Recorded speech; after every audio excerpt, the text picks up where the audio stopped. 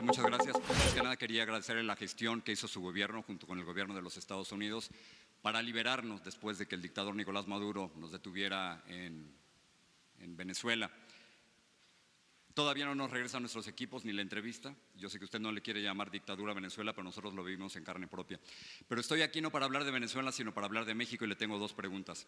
La primera es que a nivel de criminalidad las cosas no han cambiado en México, señor presidente. Durante sus primeros 3 meses asesinaron a 8,524 mexicanos. Si continúan las cifras igual, el 2019 va a ser el año más sangriento y violento en la historia moderna de México. Qué bueno que trajo a miembros de la futura Guardia Nacional. Veo demasiados militares para una Guardia Civil, pero qué bueno que los trajo, porque para que ellos den resultados faltan muchos años. Así que la pregunta es, ¿qué va a hacer a corto plazo para que no maten a tantos mexicanos y para que México no siga siendo uno de los países más peligrosos del mundo para ejercer el periodismo? Entre paréntesis, no ayuda que usted desacredite a los periodistas, señor presidente, o que pida que un medio revele sus fuentes. Eso es un ataque a la libertad de prensa. Si usted hubiera dado a conocer la carta al rey de España, Reforma no hubiera tenido que filtrar o buscar fuentes confidenciales. Pero la pregunta central es, ¿qué hacer para que ahora no maten a tantos mexicanos? Estamos trabajando todos los días, Jorge, como nunca. Antes los presidentes no se levantaban temprano para atender el principal problema, que es el de la inseguridad y de la violencia. Yo desde que tomé posición, todos los días, de lunes a viernes, tengo una reunión con el Gabinete de Seguridad. Todos los días, de 6 de la mañana a 7 de la mañana. Y yo personalmente recibo el reporte de lo que sucede en todo el país, de los delitos que se cometen en todo el país. No había, porque esto no se dice, ni siquiera una estadística confiable diaria de los delitos cometidos en el país.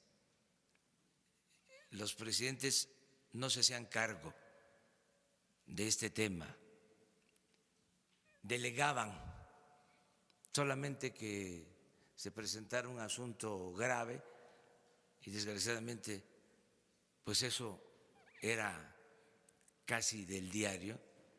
Le pasaban al presidente en turno una tarjeta para informarle. Ahora ya no es así. Heredamos… Muy violento, señor presidente. Ese es el problema, que si sigue así, el 2019 va a ser terrible. Sí. El peor año que recordemos. Sí, hemos controlado la situación según nuestros datos. Los datos que yo tengo dicen otra cosa, no están controlando, al contrario, siguen muriendo muchos mexicanos. Sí, nos dejaron un país con mucha violencia porque había impunidad y mucha corrupción que ya no hay. Aparte de atender el asunto… Impunidad sigue habiendo, los feminicidios, los asesinatos a 6 periodistas durante su gobierno. Estamos nosotros atendiendo este tema, Jorge. No había ni siquiera elementos para garantizar la seguridad pública, porque no podía el Ejército ni la Marina atender por ley, no estaban facultados para actuar en materia de seguridad pública. Vamos nosotros a resolver el problema. Ya no se está siguiendo la misma estrategia, una estrategia equivocada. Desde hace más de 10 años, 2 sexenios, se pensaba enfrentar la violencia con la violencia. Los gobiernos estaban dedicados a saquear, a robar, y no representaban al pueblo. Se abandonó el campo, no se crearon empleos, se alentó la migración, se abandonó a los jóvenes, imperó la corrupción. Te voy a dar un dato. Creció la violencia al mismo tiempo que creció la corrupción. En el último reporte de Transparencia Internacional, México ocupó el lugar 136 en el mundo en corrupción.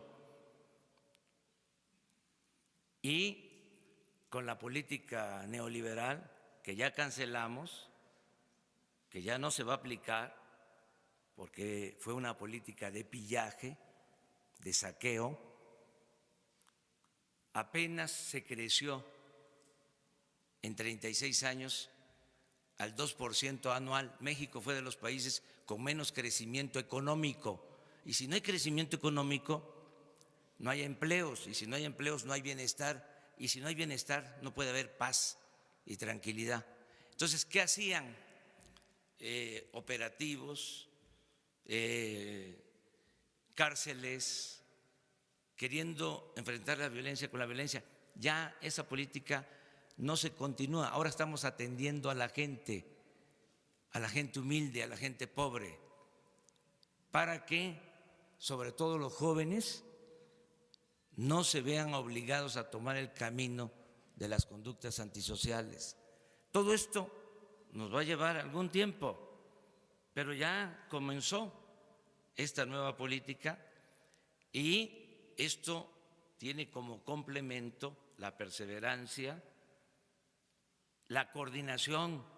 Anteriormente la Marina actuaba por su cuenta, el Ejército hacía lo propio, la Policía Federal también, las policías estatales, las policías municipales. Ahora ya no, ahora hay coordinación.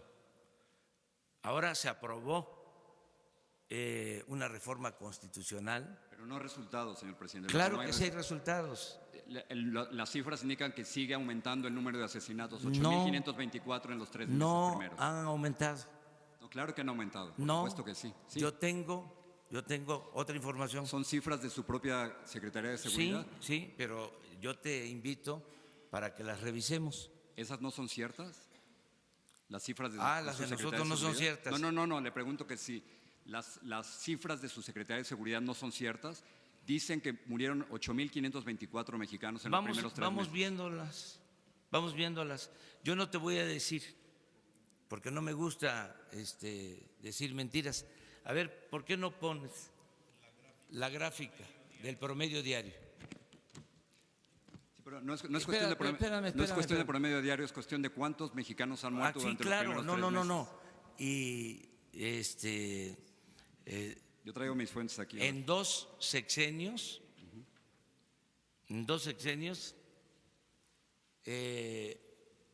perdieron la vida desde que un presidente declaró la guerra al narcotráfico y le pegó un garrotazo a lo tonto al avispero, alrededor de 250,000 mexicanos. Sí, pero yo digo de su gobierno. En diciembre murieron 2.875, en enero murieron 2.853 mexicanos, en febrero murieron 2.796, y sigue así va a ser el más violento de la historia moderna de México. Ahí está, mira ese recuadro. A ver si coincide con tus datos. No sé cuántos, no alcanzo a leer desde aquí. A ver, yo te digo. Vamos a acercarnos a ver.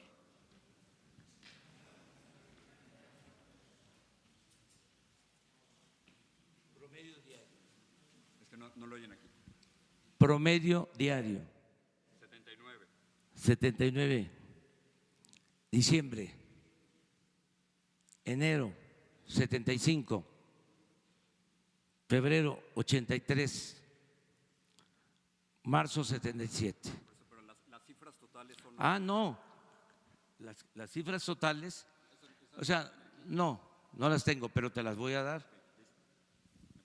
Gracias. ¿Saltamos a la otra pregunta o no? Sí, pero no termino todavía. No estoy diciendo, que quede claro, que está resuelto el problema.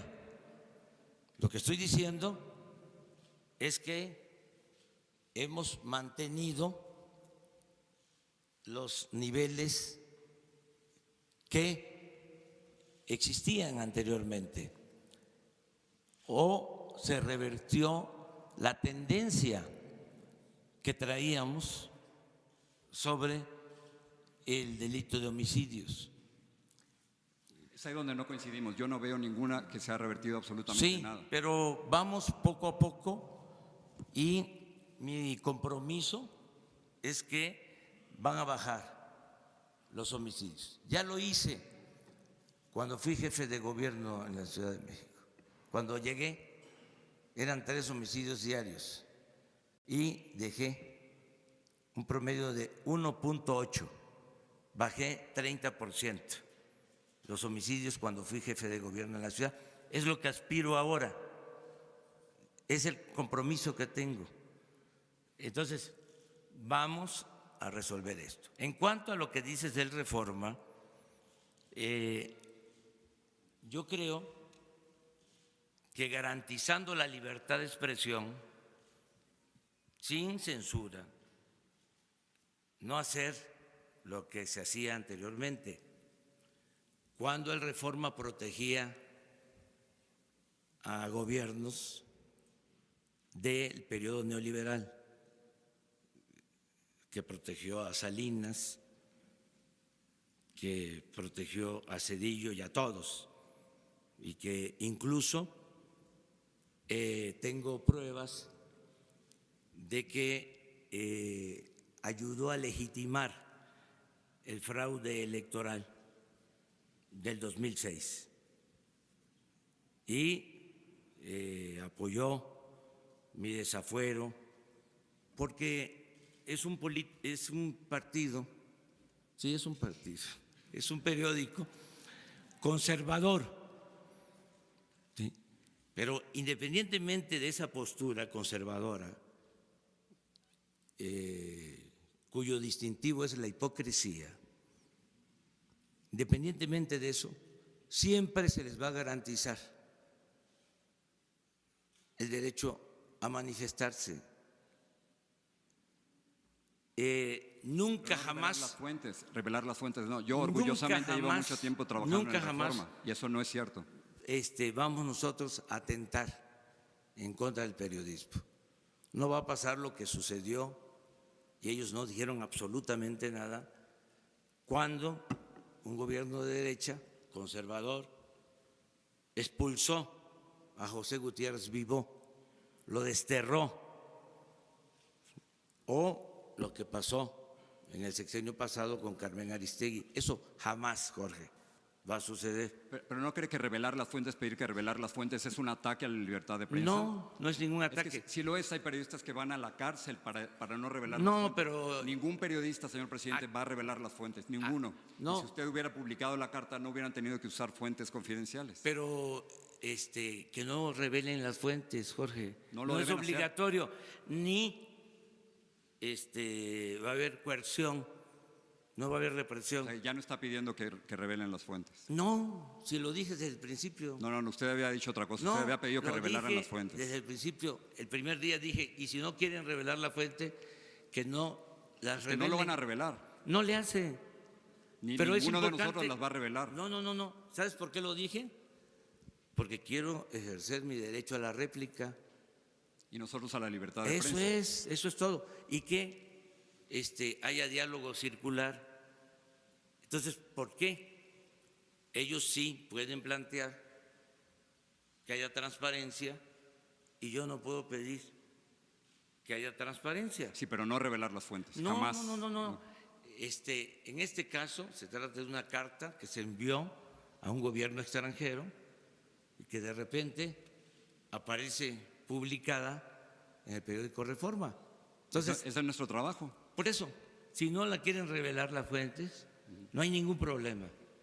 Pero yo tengo el derecho de manifestarme también, ¿no? Es lo que estoy haciendo. Déjame pasar la segunda pregunta. En el 2017 en una entrevista usted me dijo que Donald Trump sí era un racista. Incluso después usted escribió un libro llamado Oye Trump, que fue muy crítico con el presidente Donald Trump. Pero desde que llegó usted a la presidencia, aparentemente las cosas han cambiado un poco. Muchos acusan a su gobierno de ser la policía migratoria de Donald Trump. La pregunta es si usted cree que el silencio es la mejor estrategia para lidiar con un bully como Donald Trump. Yo lo que considero que no debemos pelearnos con el gobierno de Estados Unidos como política y que ha habido una relación de respeto mutuo que yo estimo mucho. Yo represento a todos los mexicanos y me importa tener una muy buena relación con el gobierno de Estados Unidos. Es una vecindad necesaria, una muy buena vecindad que debemos de procurar, fincada en la cooperación para el desarrollo.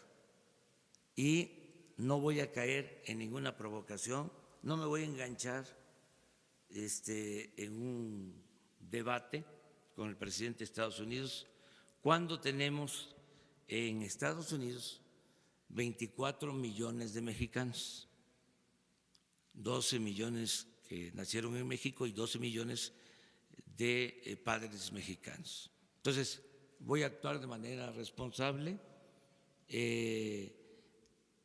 Tengo que reconocer que han sido respetuosos con nuestra soberanía.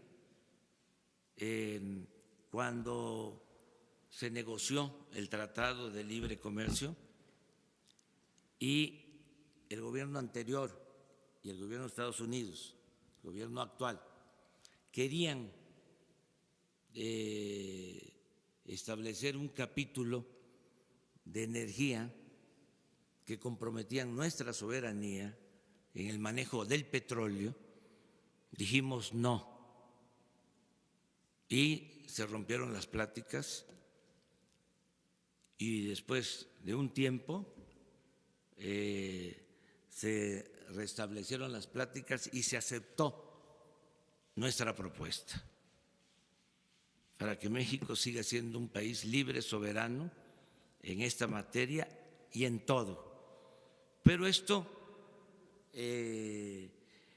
implica también una actitud de parte nuestra responsable y el que no nos peleemos sin ton ni son con el gobierno de Estados Unidos lo aprueba la mayoría de los mexicanos.